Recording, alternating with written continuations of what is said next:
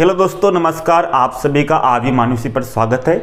इस वीडियो में मेरी बोलने की स्पीड थोड़ी कम रहेगी। देखो, मुझे आज इस YouTube के माध्यम से आपको समझाने का मौका मिल रहा है। ये तो पता नहीं किस माध्यम से मिल रहा है, लेकिन जो भी है, लेकिन मैं आपको हजारों बच्चों को आपको पढ़ा रहा हूँ।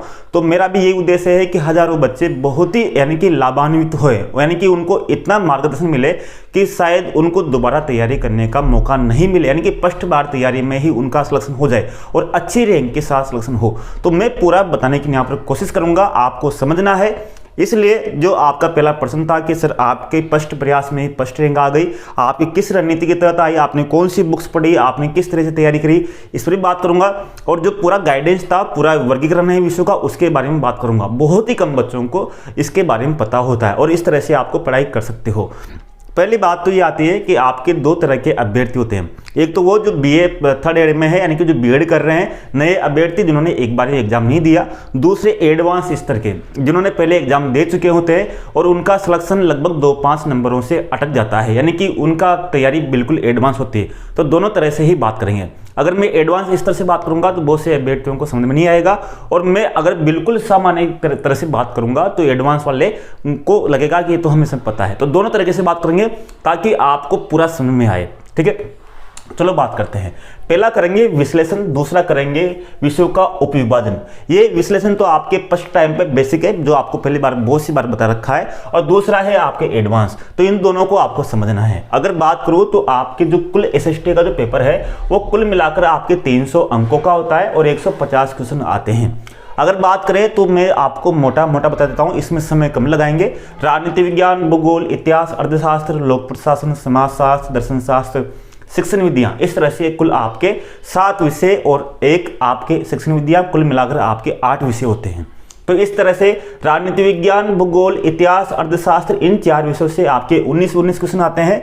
लोक प्रशासन, समाजशास्त्र, दर्शन शास्त्र से 18 क्वेश्चन आते हैं और शिक्षण विधियों से कुल मिलाकर आपके 20 क्वेश्चन आते हैं। तो इस तरह से बात कर सकते हैं, टोटल आपके 150 क्वेश्चन आते हैं।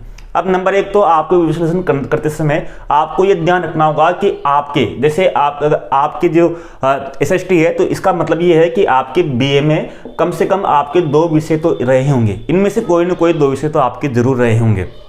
तो यानी कि ये बात तो स्पष्ट है।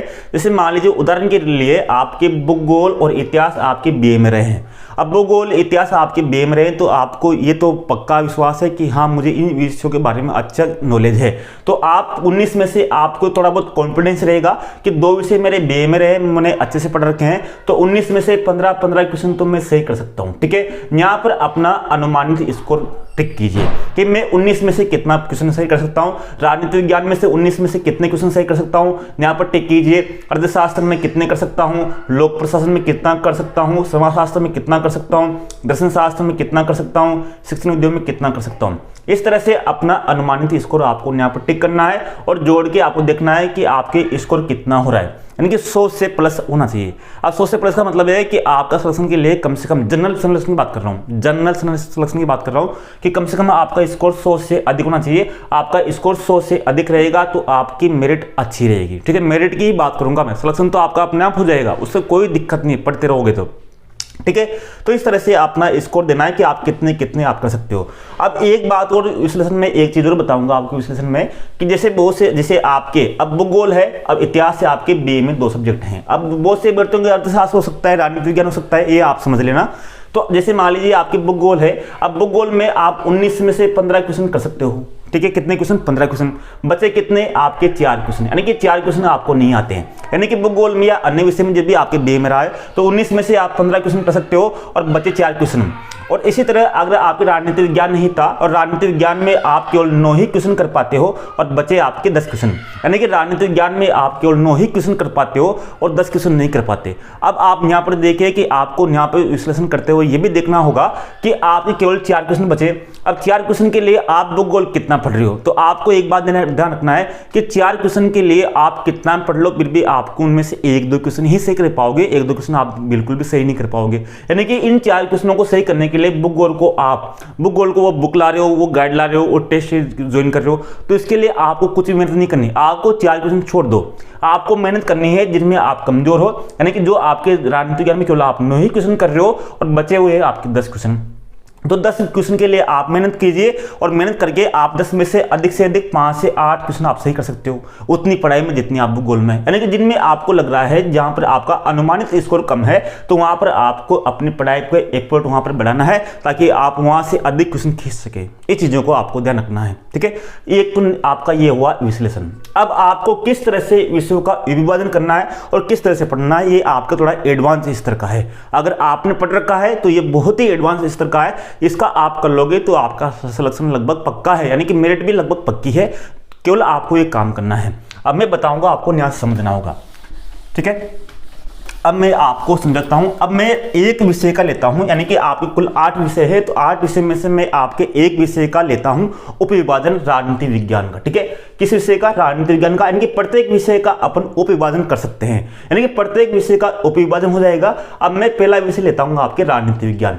अब राजनीति विज्ञान की बात करें तो राजनीति विज्ञान को 3 भागों में बांटा गया है। इस सिलेबस में नहीं है लेकिन हमें पता होना चाहिए कि कितने भागों में बांटा गया है। तो राजनीति विज्ञान को 3 भागों में बांटा गया है, राजनीतिक सिद्धांत, भारतीय संविधान और अंतर्राष्ट्रीय संबंध। ये तीनों किताबें चलती है। राजनीतिक सिद्धांत है जो आपके बीए फर्स्ट ईयर में चलता है, जिसके राजनीति विज्ञान रहा होगा उसको पता होगा। भारतीय संविधान बीए सेकंड ईयर में चलता है और अंतर्राष्ट्रीय संबंध आपके बीए थर्ड ईयर में चलता है। इस तरह से 3 किताबों का समावेश इस टॉपिक में किया गया है, ठीक है। ये चीजें आपको यहाँ पर ये 3 भागों में बांटा गया है। अब बात करें राजनीतिक सिद्धांत में, कुल मिलाकर आपकी इस पोर्शन से जिसमें 4 अध्याय हैं आपके, कौन कौन सा? अर्थ, प्रकृति, परंपरागत, आदिम दृष्टिकोण, राज्य का अर्थ, कार्य, उत्पत्ति के सिद्धांत, शक्ति, वैधता, संप्रभुता, अधिकार, सत्ता, स्वतंत्रता, समानता, न्याय। ये 4 टॉपिक है, यानी कि राजनीतिक सिद्धांत में आपके 4 टॉपिक है। भारतीय संविधान में जैसे अधिकार, कार्यपालिका, न्यायपालिका, पंचायती राज, इस तरह से है। और इसी तरह से अंतर्राष्ट्रीय संबंध में पड़ोसी देशों के साथ संबंध, संयुक्त राष्ट्र संघ, नेहरू की विदेश नीति, इस तरह से है। तो इस तरह से आपके 3 भागों में बांटा गया है, समझना आराम से। और राजनीतिक सिद्धांत से हर बार आपके 8 क्वेश्चन आते हैं। कितने क्वेश्चन? 8 क्वेश्चन।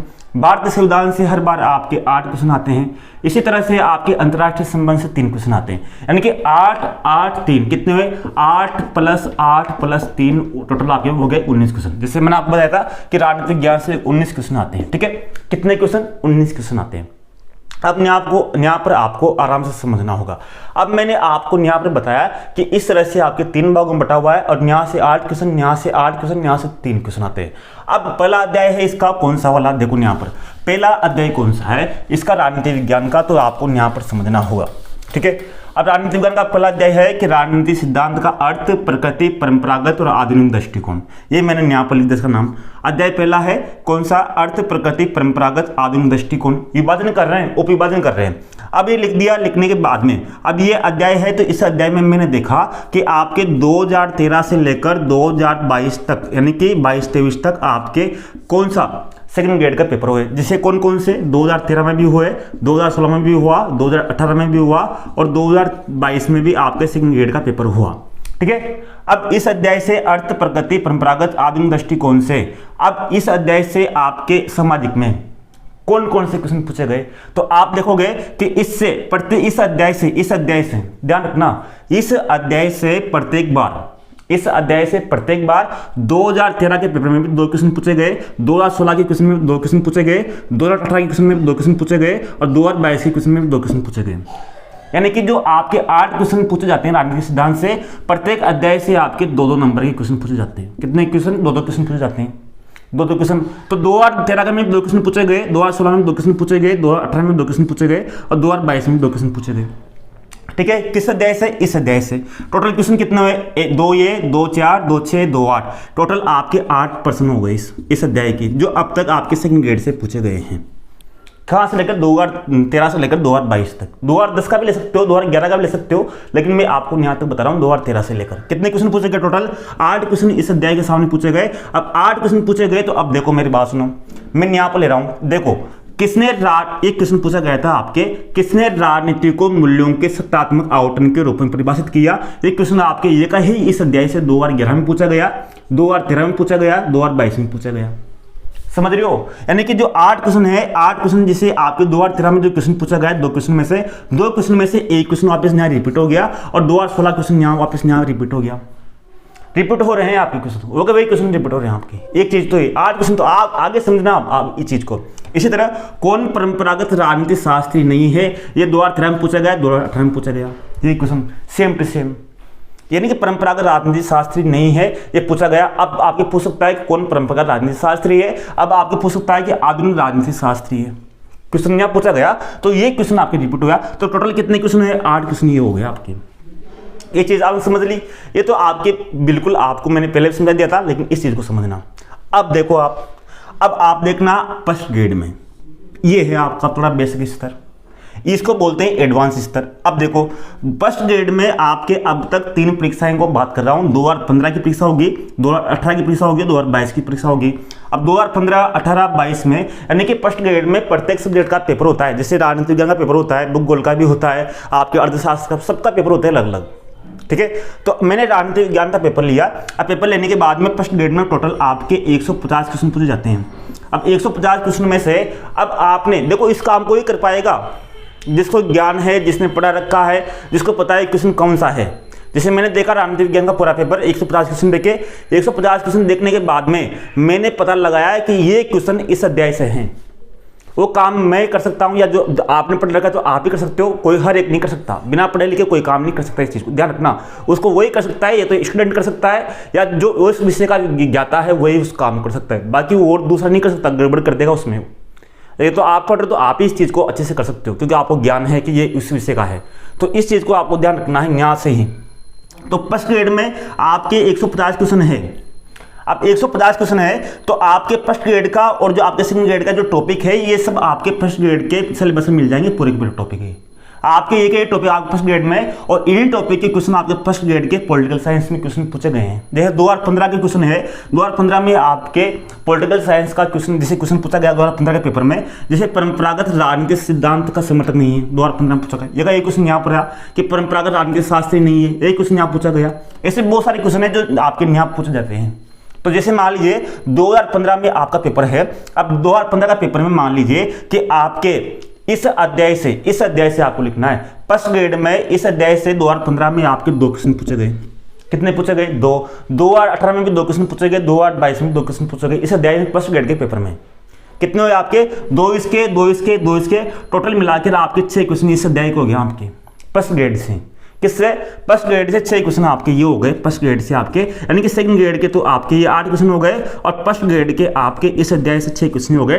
टोटल आपके 14 क्वेश्चन हो गए। कितने क्वेश्चन हो गए? 14 क्वेश्चन इस अध्याय से संबंधित। अब बताओ आपके न्याय से आरपीएससी क्या करेगा? जो लेखक है क्या करेगा? कुछ भी नहीं कर सकता। यानी कि आपको एक अध्याय में आपको 14 क्वेश्चन का तो काम करना है। अब लेकिन ये फर्स्ट ग्रेड का जो क्वेश्चन बनाने का काम है ना, बहुत ही टफ है। इनको बहुत ही मेहनत लगती है बनाने में, देखना पड़ता है, पूरे क्वेश्चनों को देखना पड़ता है कि कहाँ से नहीं पूछा गया। ठीक है ना, ये काम आप अच्छे से पढ़ोगे, अच्छे से आप सिलेबस कंप्लीट करोगे तभी कर पाओगे। ठीक है ना, इसको एडवांस स्तर पर।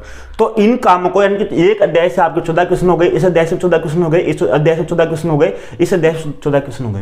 यानी कि प्रत्येक अध्याय से जैसे आपके बात करो तो कुल मिलाकर आपके एक विषय में मुश्किल से 10 अध्याय होते हैं, 10 से 12 अध्याय होते हैं, 10 से 12 अधिकतम।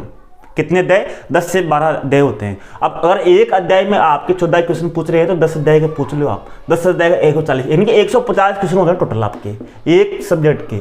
150 क्वेश्चन में से ही आपको, जैसे आपके राजनीति विज्ञान में 19 क्वेश्चन आते हैं, तो 150 में से ही आपको 13 से 14 क्वेश्चन आपको मिल जाएंगे। ये बहुत बड़ी बात है। जो अभ्यर्थी दिन रात मेहनत करता है, किताबें पढ़ता है, कोचिंग ज्वाइन करता है, ऐसे करता है, वैसे करता है, टेस्ट देता है, वो भी आपके 13-14 क्वेश्चन नहीं कर पाएगा जितने 150 क्वेश्चन कर पाएगा। इन चीज़ों को विशेष ध्यान रखना, ये दिमाग खोलने वाली चीज़ें हैं। इसमें मेहनत बहुत लगेगी, ये चीज़ें आपको नहीं मिलेगी।